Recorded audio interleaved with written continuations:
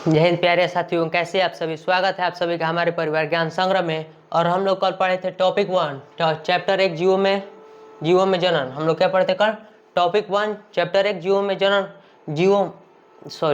Chapter 1 जीवों में जनन का हम लोग टॉपिक 1 पढ़े थे। जीवों और जीव के जीवन काल के बारे में हम लोग पढ़ चुके थे ऑब्जेक्टिव का। आज हम पढ़ने वाले हैं टॉपिक 2 अलैंगिक प्रजनन। चलिए देर न करते हुए शुरू करते हैं। और चलिए देखिए, जिसमें हमारा पहला प्रश्न है अलैंगिक जनन में। देखिए जिसमें हमारा पहला प्रश्न है अलैंगिक जनन में कितने जीव भाग लेते हैं। अलैंगिक जनन में कितने जीव भाग लेते हैं? तो देखिए अलैंगिक जनन पहला ऑप्शन 1, 2, 3 या 1 भी नहीं। अलैंगिक जनन में कितने जीव भाग लेते हैं? तो चूंकि जनन 2 प्रकार होता है, लैंगिक जनन, अलैंगिक जनन, जिसमें लैंगिक जनन में 2 जीव, 2 विपरीत प्रकृति के जीव भाग लेते हैं तथा लैंगिक जनन में 1 जीव भाग लेते हैं। देखिए ऑप्शन ए में हमारा क्या है 1, अर्थात हमारा ऑप्शन ए क्या हो जाएगा? सही हो जाएगा। ऑप्शन ए राइट आंसर हो जाएगा हमारा ऑप्शन ए। अलैंगिक जनन में कितने जीव भाग लेते हैं? 1। चलिए अगले प्रश्न संख्या 2। ये प्रश्न संख्या 2 क्या है? पौधों में अलैंगिक जनन। प्रश्न संख्या 2 है पौधों में अलैंगिक जनन निम्न में से किस विधि द्वारा हो सकता है? जो पादप होते हैं हमारे पौधे, उनमें अलैंगिक जनन किस विधि द्वारा होता है? पादप में अलैंगिक जनन किस विधि द्वारा होता है? मुकुलन, ये हमारा नहीं होगा। मुकुलन द्वारा एक जनन पादप में नहीं होता है। विखंडन द्वारा भी नहीं होता है। कायिक जनन हमारा क्या हो जाएगा? राइट आंसर ऑप्शन सी, कायिक जनन। पौधों में अलैंगिक जनन निम्न में से किस विधि द्वारा होता है? तो कायिक जनन द्वारा पौधों में अलैंगिक जनन होता है। कायिक जनन द्वारा पौधों में अलैंगिक जनन होता है। चलिए अगले प्रश्न संख्या 3।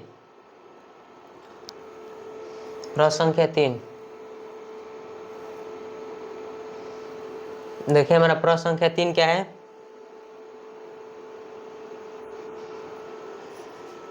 कायिक जनन। देखिए प्रश्न संख्या 3,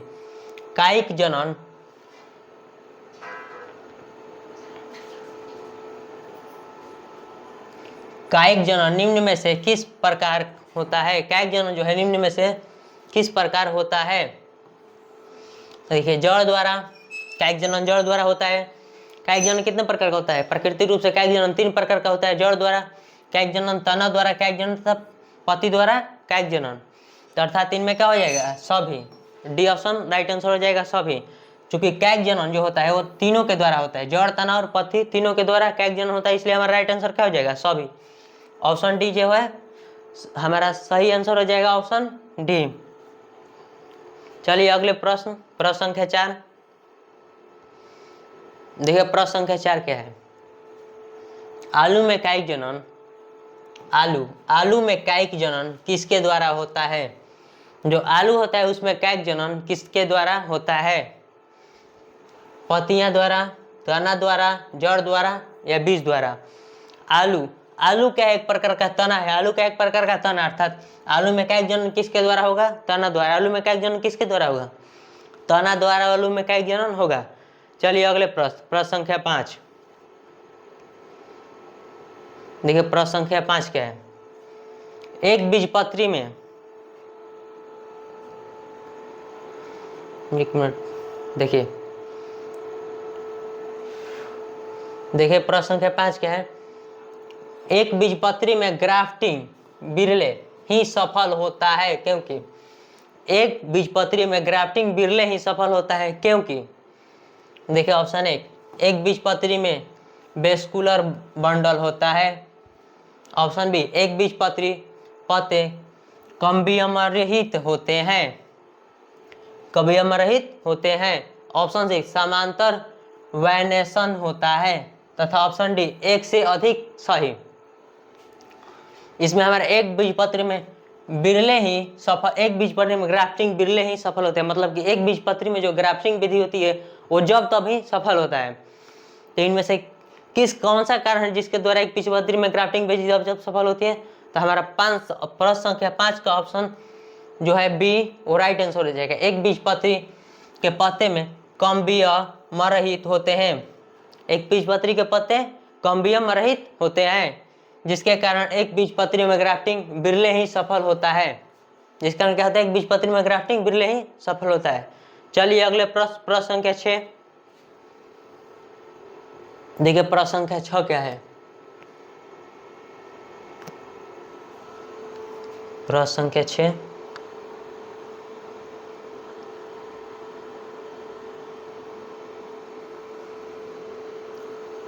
देखिए। प्रश्न संख्या 6 क्या है?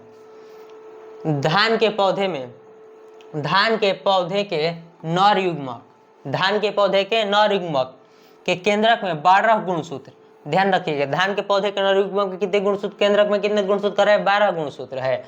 मादा युग्मक, युग्मनज, मादा युग्मक, युग्मज तथा कोशिकाओं के में गुणसूत्रों की संख्या होगी। पूछ रहा है धान के नर युग्मक के केंद्रक में 12 गुणसूत्र है। कितने गुणसूत्र? 12। तो मादा युग्मक, युग्मनज तथा कोशिकाओं में गुणसूत्रों की संख्या होगी। देखिए नर युग्मक में कितने हैं? नर युग्मक में हमारे हैं 12। तो सब सीधी सी बात है, मादा युग्मक में कितने होंगे? 12 गुणसूत्र। नर युग्मक 12 होते हैं तो मादा युग्मक में भी 12 गुणसूत्र थे। और जो युग्मनज होता है, जो युग्मनज वो द्विगुणित होता है, अर्थात 2n। n का मान कितना है? 12। तो कितना हो जाएगा? ये भी हो जाएगा 24। ये कितना हो जाएगा? 24। युग्मनज की गुणसूत्रों की संख्या कितनी हो जाएगी? 24। तथा कोशिकाओं में गुणसूत्रों की संख्या, ये भी क्या होता है? द्विगुणी 2n। इसमें भी क्या हो जाएगा? 24। अर्थात देखिए 12, 24, 24। किस ऑप्शन में 12, 24, 24 है? तो ऑप्शन सी। ऑप्शन सी क्या है? 12, 24, 24। अर्थात ये क्या हो जाएगा? ऑप्शन सी राइट आंसर हो जाएगा हमारा। प्रश्न संख्या 6 के ऑप्शन सी क्या हो जाएगा? Right answer. चलिए अगले प्रश्न संख्या 7 देखिए। प्रश्न संख्या 7 देखिए। निम्नलिखित में से किस प्राणी में ओओवीवी पैरस होता है? निम्नलिखित में से किस प्राणी में ओओवीवी पैरस होता है? मछली में, प्लेटिपस में, रैटल सांप में या बतख में? ओओवीवी जो पैरस होता है किस में होता है? तो हो जाएगा हमारा ऑप्शन सी, रैटल सर्प। रैटल सर्प क्या हो जाएगा? Right answer. चलिए अब प्रश्न संख्या 8 देखिए। प्रश्न संख्या 8 क्या है? पुष्पक्रमी पौधों में कौन सा पश्चीय घटनाक्रम है?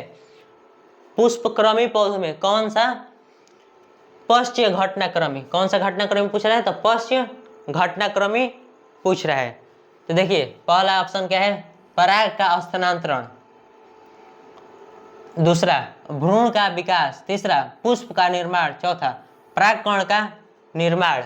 देखिए पुष्पक्रमी पौधों में कौन सा पश्चीय घटनाक्रम, मतलब सबसे पीछे होने वाला घटनाक्रम कर रहा है। तो पहले क्या होता है? पहले होगा फूल का निर्माण। पहले क्या होगा? एक फूल का, पुष्प का निर्माण होगा।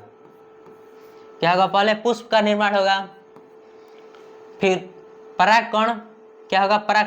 परागकोश, प्रथम दल चक्र, द्वितीयक दल चक्र, सॉरी प्रथम चक्र, द्वितीयक चक्र तथा तृतीय चतुर्थ चक्र। इसमें दल चक्र, दल चक्र जो होगा, फिर पुष्प।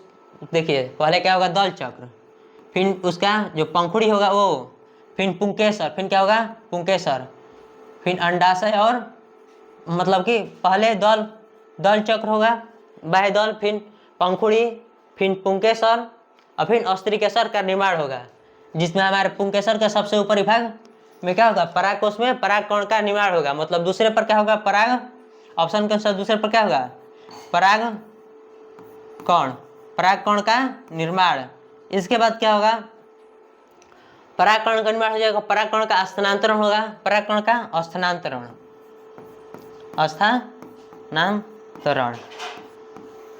स्थानांतरण के बाद निषेचन होगा, और उसके बाद क्या होगा? भ्रूण का विकास होगा। अर्थात ऑप्शन सी क्या हो जाएगा? Right answer.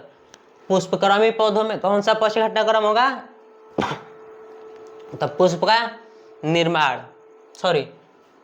पुष्प का निर्माण, भ्रूण का विकास पुष्पक्रमी पौधों में पश्चीय घटनाक्रम होगा। चलिए अगले प्रश्न संख्या 9 देखिए पूछ रहा है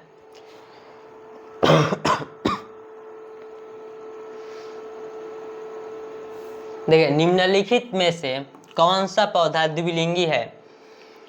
निम्नलिखित में से कौन सा पौधा द्विलिंगी है। क्या पूछ रहा है? द्विलिंगी। पहला देखिए पपीता, दूसरा खजूर, तीसरा नारियल, सरसों। इनमें से कौन जो है द्विलिंगी है। पपीता एक लिंगी होता है, खजूर भी एक लिंगी होता है, नारियल भी एक लिंगी, अर्थात क्या हो जाएगा? डी आंसर सरसों। सरसों क्या हो जाएगा? द्विलिंगी। सरसों क्या होता है? द्विलिंगी होता है, अर्थात ऑप्शन डी जो हो जाएगा राइट आंसर। चलिए अगले प्रश्न, अगला क्वेश्चन को देखते हैं। देखिए अगला 10 नंबर क्या है? किस अवस्था में, पूछ रहा है किस अवस्था में डायोसियस शब्द का उपयोग होता है। किस अवस्था में डायोसियस शब्द का उपयोग होता है? देखिए ऑप्शन ए द्विलिंगी, एकलिंगी, उभयलिंगी या गाइनेसियम। इनमें से किस अवस्था में डायोसियस शब्द का उपयोग होता है? तो हमारा जो एकलिंगी अवस्था होता है, एक लिंगी, इसमें डायोसियस शब्द का उपयोग होता है। 10 का क्या हो जाएगा? ऑप्शन ए एकलिंगी, जिसमें डायोसियस शब्द का उपयोग होता है। एकलिंगी अवस्था के लिए किसका उपयोग होता है? डायोसियस शब्द का। चलिए अगले प्रश्न संख्या 11।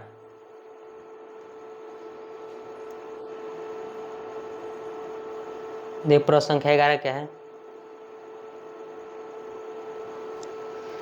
नोटेट्स। नोटेट्स को आंखें कहते हैं। नोटेट्स को क्या कहते हैं? आंखें कहते हैं। जहाँ निम्नलिखित में से किसमें नया पौधा बनता है? जिसमें निम्नलिखित में से किसमें नया पौधा बनता है? नोटेट्स द्वारा, आंखें द्वारा निम्नलिखित में से किसमें नया पौधा बनता है?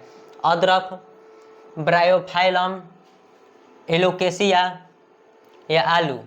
इनमें से किसके द्वारा आंखों से नए पौधे का निर्माण होता है? ये हो जाएगा हमारा ऑप्शन डी राइट आंसर। आलू में एक गांठ जैसा, आंखें जैसा जो स्थान पाया जाता है, जिससे क्या होता है? नए पादप की, आलू के नए पादप की उत्पत्ति होती है, अर्थात ऑप्शन डी क्या हो जाएगा राइट आंसर? आलू। चलिए अगले प्रश्न संख्या 12। देखिए प्रश्न संख्या 12 क्या है? गतिशील सिलिया युक्त को क्या कहते हैं? गतिशील सिलिया युक्त को क्या कहते हैं? गतिशील सिलिया युक्त को क्या कहते हैं? देखिए गतिशील सिलिया युक्त को क्या कहते हैं? अचल बीजाणु। 12 का क्या? पहला अचल बीजाणु, दूसरा कोनिडिया, तीसरा जूस्पोर, चौथा उस्पोर। गतिशील सिलिया युक्त को क्या कहते हैं? तो इसका हमारा देखिए ऑप्शन जो डी है उस्पोर, ये राइट आंसर हो जाएगा। गतिशील सिलिया युक्त जो होता है उसे उस्पोर कहते हैं। गतिशील सिलिया युक्त को क्या कहते हैं? उस्पोर, अर्थात ऑप्शन डी क्या हो जाएगा राइट आंसर। सही हो जाएगा ऑप्शन डी। चलिए अगले प्रश्न संख्या 13।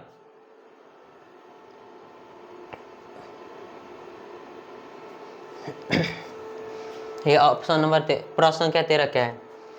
कौन सा प्राणी एक अपवाद को छोड़कर अमर नहीं है? कौन सा प्राणी एक अपवाद को छोड़कर अमर नहीं है? देखिए ऑप्शन एक कोशिकीय जीव, दूसरा हरित पादप, सी स्पंज, साइनोबैक्टीरिया। किसको, इनमें से किसको छोड़कर, कौन से अपवाद को छोड़कर अमर नहीं है? देखिए प्रश्न संख्या 12, कौन सा प्राणी एक अपवाद को छोड़कर अमर नहीं है? इनमें से कौन सा एक प्राणी है जिसको, एक अपवाद है जिसको छोड़कर अमर नहीं है? देखिए 13 का जो हमारा राइट आंसर हो जाएगा ऑप्शन बी। 13 क्या हो जाएगा? 13 का क्या हो जाएगा हमारा? ऑप्शन ए, एक कोशिकीय जीव। 13 का क्या हो जाएगा? एक कोशिकीय जीव। कौन सा प्राणी एक अपवाद को छोड़कर अमर नहीं है? एक कोशिकीय जीव। चलिए अगले प्रश्न संख्या 14। देखिए प्रश्न संख्या 14 क्या है? निम्नलिखित में से सही का चुनाव करें। निम्नलिखित में से सही का चुनाव करें। देखिए ऑप्शन ए स्पंज का जेम्यूलस, बी पेनिसिलियम में जूस्पोर, सी शैवाल में कोनिडिया, हाइड्रा की कलिका। क्या हो जाएगा? ऑप्शन डी क्या है? हाइड्रा की कलिका। देखिए तो जिसमें क्या कर रहे हैं, निम्नलिखित में से सही का चुनाव करें। हाइड्रा में किसके द्वारा? शैवाल में कोनिडिया, पेनिसिलियम में जूस्पोर, स्पंज में जेम्यूलस। प्रश्न संख्या 14।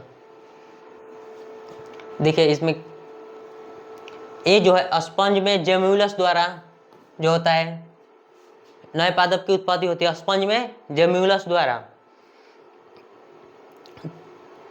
थोड़ा 1 मिनट रुकिए, कुछ प्रॉब्लम हो गया है। चलिए प्रश्न संख्या 14 क्या होगा? स्पंज में जेम्यूलस। चलिए इसमें देखिए ऑप्शन डी देखिए, सॉरी ऑप्शन डी हाइड्रा में कलिका। हाइड्रा में किसके द्वारा जनन होता है? मुकुलन द्वारा जनन होता है। तो हाइड्रा में एक कलिका बनती है, कलिका एक गांठ बनती है जिसके द्वारा क्या होता है? हाइड्रा में मुकुलन द्वारा जनन होता है। चलिए अगले प्रश्न संख्या 15। ईख शुगर केन। देखिए प्रश्न संख्या 15 के ईख शुगर केन में ग्राफ्टिंग नहीं हो सकता है क्योंकि ईख में जो होता है ग्राफ्टिंग विधि नहीं हो सकती। ईख में ग्राफ्टिंग विधि नहीं हो सकती। ग्राफ्टिंग विधि क्या है? एक पादप के निचले भाग को लेकर उसके ऊपर एक नया पादप लगाना, ये क्या है? ग्राफ्टिंग विधि है। और इसे यहाँ पर बांध दिया जाता है, इसे क्या कहते हैं? ग्राफ्टिंग विधि कहते हैं। एक अच्छे प्रजाति के पादप के तना को लेकर तथा जिसके जड़ ज्यादा विकसित हो, जंगली पादप के जड़ को लेकर जो एक ही प्रजाति के हो, क्या हो? एक ही प्रजाति के हो, उन पर कलिका बांधा जाता है, ग्राफ्टिंग, उसे ग्राफ्टिंग विधि कहते हैं। तो पूछ रहा है ईख में ग्राफ्टिंग नहीं हो सकता है। ईख में क्या होता है? नहीं हो सकता है क्योंकि देखिए ऑप्शन है संवहनी बंडल बिखरे होते हैं, ऑप्शन बी फ्लोएम जाइलम के अंदर की ओर होते हैं। फ्लोएम क्या होता है? जाइलम के अंदर की ओर होते हैं। ईख के पौधे कोमल होते हैं। ईख के पौधे क्या होते हैं? कोमल होते हैं। वह चोट को सहने में असमर्थ होते हैं। वह चोट को सहने में असमर्थ होते हैं। बताइए आप लोग इसका आंसर क्या होगा? 15 प्रश्न संख्या 15 का आंसर क्या होगा?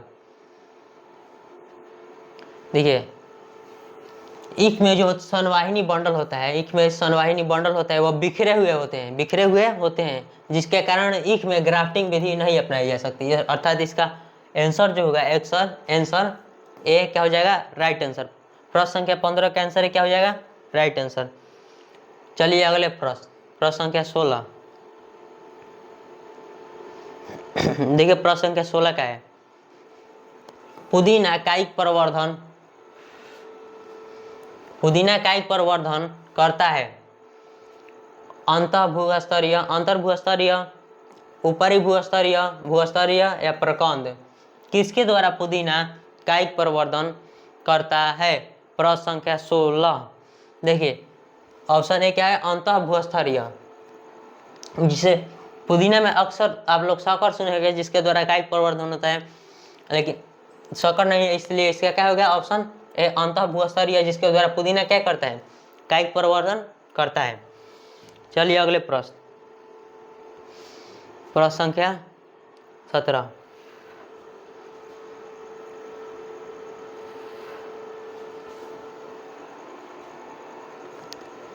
यह प्रश्न संख्या 17।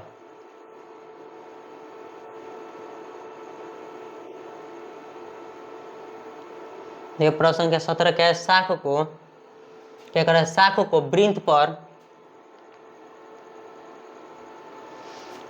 वृंत पर लगाया जाता है। इस प्रकार रोपण किए वृक्षों के फल किस पर निर्भर करते हैं? जो शाख होता है उसे जब वृंत पर लगाया जाता है, किसी पादप की शाखा को क्या किया जाता है? एक वृंत पर लगाया जाता है। एक वृंत पर क्या किया जाता है? लगाया जाता है। इस प्रकार रोपण किए गए वृक्षों के फल किस पर निर्भर करते हैं? ऑप्शन ए शाख पर, वृंत, ए बी दोनों, उपयुक्त में से कोई नहीं। तो 17 का जो हमारा राइट आंसर होगा वो हमारा हो जाएगा ए, शाख पर। क्या वृंत, शाख को वृंत पर लगाया जाता है, तो इस प्रकार के रोपण किए गए वृक्षों के फल किस पर निर्भर करते हैं? शाख पर। अर्थात ऑप्शन क्या हो जाएगा? ए, राइट आंसर। चलिए अगले प्रश्न, प्रश्न संख्या 18। प्रश्न संख्या 18 देखिए, आकारिकी, आकारिकी तथा अनुवांशिकी रूप से समान जीवों को कहते हैं। आकारिकी तथा अनुवांशिकी रूप से समान जीवों को कहते हैं। देखिए ऑप्शन ए क्लोन, सोमाक्लोन, कार्मोफाइटस, साइडस। आकारिकी तथा अनुवांशिक रूप से समान जीवों को क्या कहते हैं? ये हो जाएगा हमारा क्लोन, मतलब एक समान। ऑप्शन ए क्या हो जाएगा? राइट आंसर, एक समान। क्लोन या एक पुंजक भी इसको कहते हैं। अनुवांशिक तथा आकारिकी रूप से समान जीवों को क्या कहते हैं? क्लोन या एक पुंजक। मतलब कि अलैंगिक जनन में क्या होते हैं? एक समान जीव उत्पन्न होते हैं, एक समान जीव उत्पन्न होते हैं, क्लोन जीव उत्पन्न होते हैं। उनमें अनुवांशिक तथा आकारिक रूप से कोई अंतर नहीं होता। देखिए प्रश्न संख्या 19। देखिए प्रश्न संख्या 19 क्या है? अमीबा में प्रजनन, अमीबा में प्रजनन किस प्रकार होता है? जो अमीबा होता है उसमें प्रजनन किस प्रकार होता है? कोनिडिया, कॉलिका, जेम्यूलस या द्विखंडन द्वारा। अमीबा में प्रजनन किसके द्वारा होता है? देखिए अमीबा आप लोग पढ़ेंगे, अमीबा में प्रजनन किसके द्वारा होता है? तो द्विखंडन द्वारा। अमीबा में प्रजनन किसके द्वारा होता है? द्विखंडन द्वारा। अमीबा, पैरामीशियम यूग्लिना, इन तीनों में प्रजनन किसके द्वारा होता है? द्विखंडन द्वारा होता है। चलिए अगले प्रश्न, प्रश्न संख्या 20। देखिए प्रश्न संख्या 20 क्या है? प्रकंद का एक उदाहरण है, प्रकंद का एक उदाहरण है। देखिए ए लहसुन, नींबू, अदरक या प्याज। इनमें से कौन प्रकंद का उदाहरण है? मतलब कि प्रकंद द्वारा कायिका प्रवर्धन, प्रकंद द्वारा कायिका प्रवर्धन किसमें होता है? लहसुन, इसमें बल्ब द्वारा होता है। नींबू, ये नहीं होगा। ऑप्शन सी अदरक, अदरक में किसके द्वारा कायिका प्रवर्धन होता है? राइजोम, राइजोम यानी कि प्रकंद, यानी कि प्रकंद। अदरक में कायिका प्रवर्धन किसके द्वारा होता है? प्रकंद द्वारा। अदरक में कायिका, अदरक और हल्दी दोनों में कायिका प्रवर्धन प्रकंद राइजोम द्वारा होता है। अर्थात ऑप्शन सी क्या हो जाएगा? Right answer, option C. चलिए अगले प्रश्न,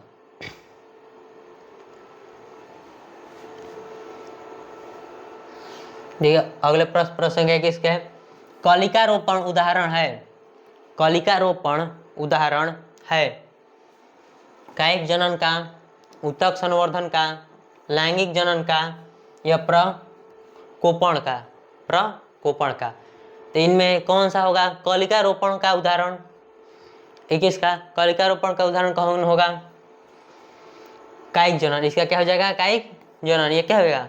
कलिका रोपण का उदाहरण होगा। जो ऊतक संवर्धन होता है, जो ऊतक संवर्धन, इसमें किसी पादप के ऊतक या कोशिका को प्रयोगशाला में ले जाकर उसे एक पूर्णतः पादप के रूप में विकसित किया जाता है, जिसे क्या कहते हैं? ऊतक संवर्धन कहते हैं। इसे इन विट्रो सिद्धांत भी कहते हैं। लैंगिक जनन में कितने जीव भाग लेते हैं? लैंगिक जनन में 2 जीव भाग लेते हैं। इसमें 2 नर और मादा विपरीत प्रकृति के जीव भाग लेते हैं। तो कलिका रोपण का उदाहरण कौन होगा? कायिक जनन, कायिक जनन हो जाएगा इसका। चलिए अगले प्रश्न, प्रश्न संख्या 22।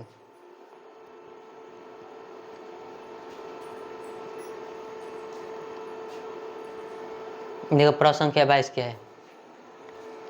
पेनिसिलियम नामक कवक में, पेनिसिलियम नामक कवक में अलैंगिक जनन मुख्य रूप से किस संरचना के द्वारा होता है? पेनिसिलियम नामक अलैंगिक जनन में, पेनिसिलियम नामक कवक में अलैंगिक जनन मुख्य रूप से किस संरचना के द्वारा होता है? ऑप्शन ए मुकुलन, बी विखंडन, सी कोनिडिया या जिस्पोर।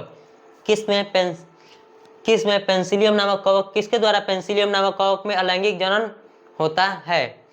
देखिए कोनिडिया, इसका क्या हो जाएगा? कोनिडिया। कोनिडिया बीजाणु जो होते हैं इसके द्वारा पेनिसिलियम में क्या होता है? पेनिसिलियम नामक कवक में अलैंगिक जनन पेंसिलियम नामक कवक में कोनिडिया बीजाणु द्वारा क्या होता है, अलैंगिक जनन होता है, अर्थात ऑप्शन सी क्या हो जाएगा, राइट आंसर।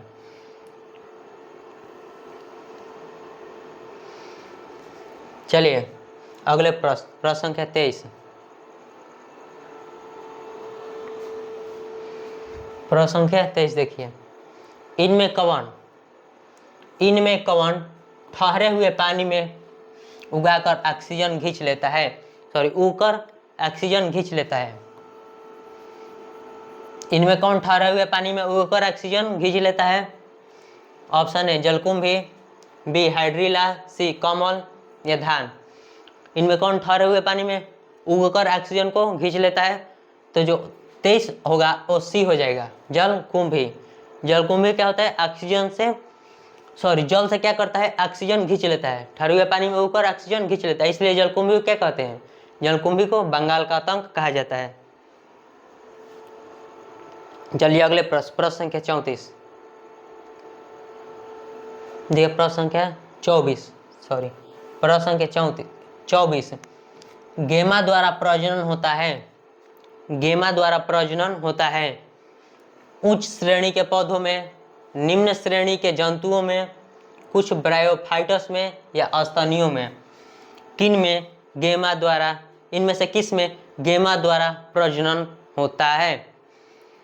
देखिए, उच्च श्रेणी के पौधों में जो होता है पुष्प उगता है और इसमें निषेचन होता है जिसके द्वारा प्रजनन होता है।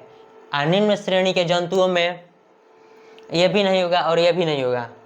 स्तनियों में, स्तनधारी जीवों में निषेचन लैंगिक जनन द्वारा प्रजनन होता है, अर्थात हमारा बचा ऑप्शन सी, कुछ ब्रायोफाइटस में।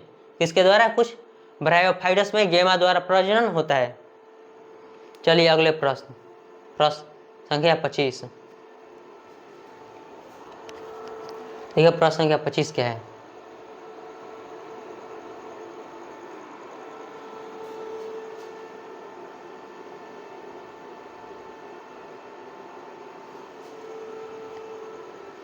देखिए प्रश्न संख्या 25। बीजाणुओं द्वारा जनन करने वाले पौधे जैसे मांस, फर्न सामान्यतः किस समूह में रखे जाते हैं? बीजाणुओं द्वारा जनन करने वाले पौधे किस समूह में रखे जाते हैं? देखिए ऑप्शन ए ऑस्पोरोफाइटस, थाइलोफाइटस, क्रिप्टोगैमस या ब्रायोफाइटस। किस में बीजाणुओं द्वारा जनन करने वाले पौधों को रखा जाता है? देखिए क्रिप्टोगैमस क्या होगा, ये हमारा सही उत्तर हो जाएगा क्रिप्टोगैमस। क्रिप्टोगैमस में बीजाणुओं द्वारा जनन करने वाले पौधों को रखा जाता है। अब लोग ये 11th क्लास में चैप्टर 2 में पढ़े होंगे। चलिए अगले प्रश्न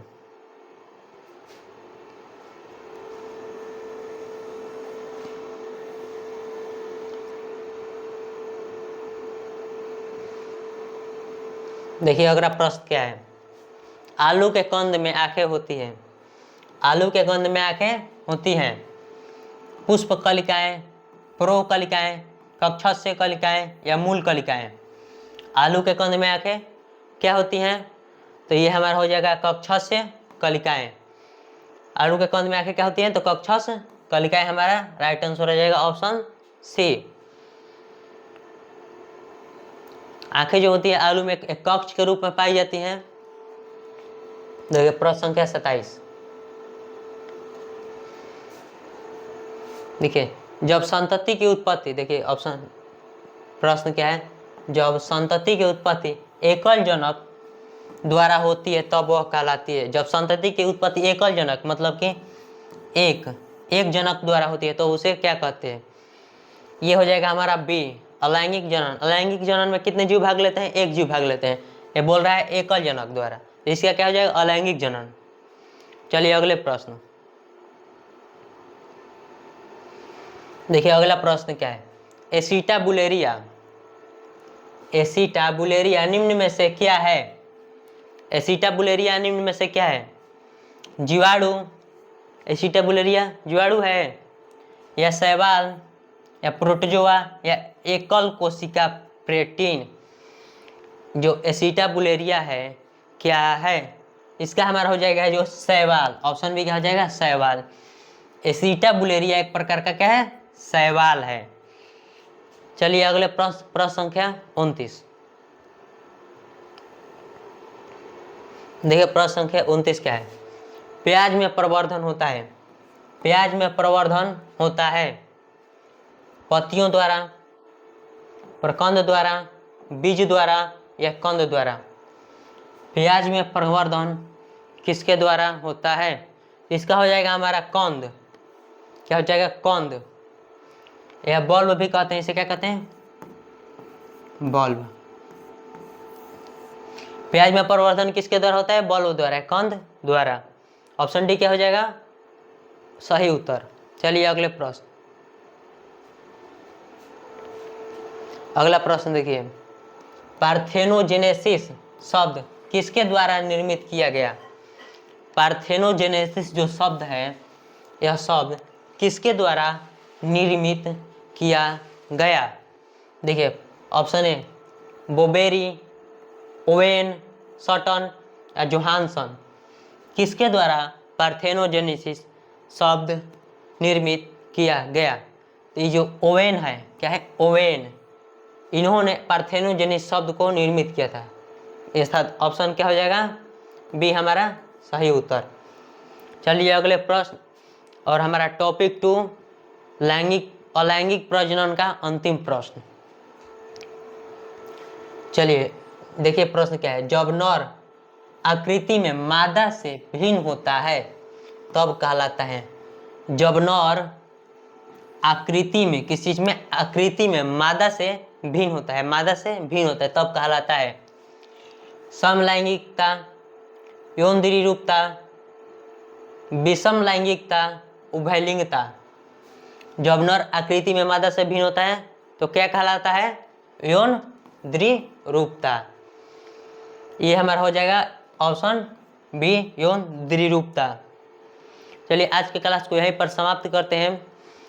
देखिए आज हमने क्या पढ़ा, अलैंगिक प्रजनन से के इम्पोर्टेंट प्रश्नों को, अब अलैंगिक प्रजनन के इम्पोर्टेंट ऑब्जेक्टिव प्रश्नों को, जो आपके एग्जाम में, जो आपके बोर्ड एग्जाम 2027 में निश्चित रूप से पूछे जाने वाले प्रश्नों में से थे। तो अगर आप इस टॉपिक 1 जो हो चुका है, पढ़ाई हो चुका है, अगर आप लोग नहीं पढ़े होंगे तो उसका लिंक जो है आपको डिस्क्रिप्शन में मिल जाएगा, पढ़ लीजिएगा। और आपको अगर नोट्स चाहिए तो आपको टेलीग्राम चैनल ज्ञान संग्रह सर्च कीजिएगा, आएगा और उसे ज्वाइन कर लीजिएगा, वहाँ पर आपको इसका नोट्स मिल जाएगा। मिलते हैं अगले वीडियो में, तब तक के लिए जय हिंद।